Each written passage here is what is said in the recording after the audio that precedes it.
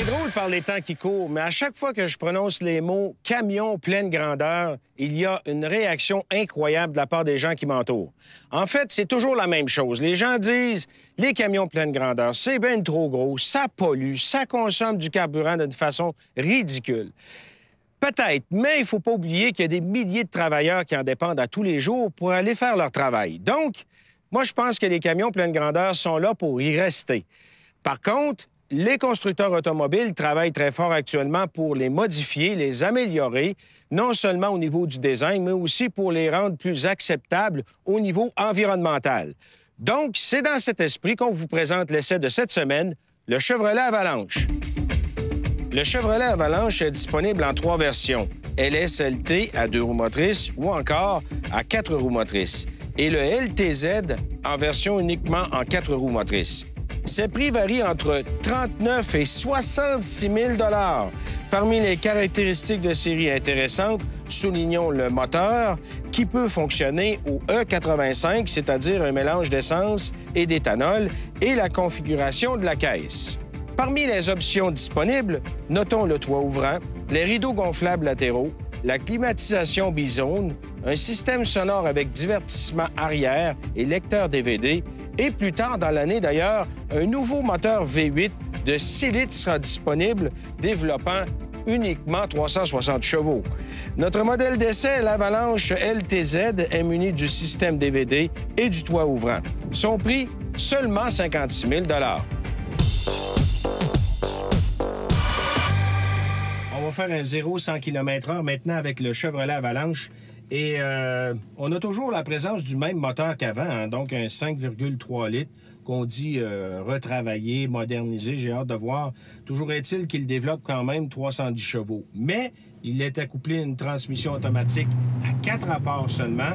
Et l'Avalanche pèse tout de même 2560 kg. Mais je peux vous dire que les accélérations sont stupéfiantes. Vraiment, le moteur est très puissant et il me semble beaucoup plus doux que la précédente génération. J'ai hâte de voir qu'est-ce qu'ils ont apporté au niveau modification technique. Toujours est-il que le 0-100 km/h en 8,8 secondes, ça, c'est vraiment parfait. On est de retour sur la piste avec le Chevrolet Avalanche et maintenant, on va faire un 100 km/h zéro. Il faut souligner quand même qu'on a la présence de 4 gros freins à disque et le freinage anti-blocage de série.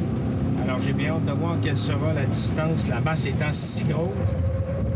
En tout cas, calibration impeccable, puissance étonnante, le freinage anti-blocage qui travaille bien, garde le véhicule en ligne droite. Ça plonge un peu vers l'avant, mais écoutez, compte tenu de la masse, c'est quand même raisonnable. Et ce que je constate, la distance de freinage, 43,6 mètres. Bien entendu, c'est long, mais compte tenu des circonstances, de la configuration du véhicule et de son poids, c'est quand même raisonnable. Tout de même, s'approcher du 40 mètres serait encore beaucoup plus satisfaisant. Bon, maintenant, on va faire le slalom avec le Chevrolet Avalanche et c'est pas pour vous démontrer les capacités sportives du camion, mais plutôt de vérifier l'efficacité de la direction à crémaillère et aussi la suspension pneumatique. Et vraiment, c'est étonnant. La direction n'offre aucune résistance.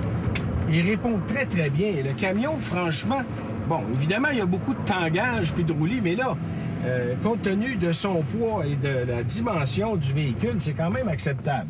Donc, on peut dire que effectivement, c'est une très bonne chose de retrouver ces nouvelles technologies sur l'Avalanche parce que ça permet d'améliorer beaucoup le comportement routier qui est en hausse par rapport au modèle précédent.